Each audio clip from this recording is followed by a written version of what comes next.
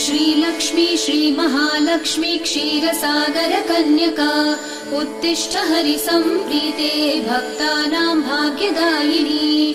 श्रीलक्ष्मी श्रीमहालक्ष्मी क्षीरसागर कन्यका उत्तिष्ठ हरिसम्प्रीते भक्तानां भाग्यदायिनी।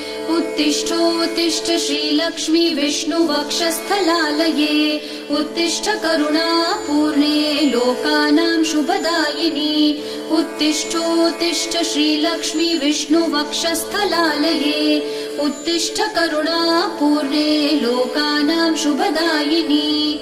श्रीपद्ममध्यवसिते वरपद्मनेत्रे श्रीपद्महस्तचिरपूजित पद्मपादे श्रीपद्मजात जननी शुभपद्मवक्त्रे श्रीलक्ष्मी भक्तवरदे तव सुप्रभातम्।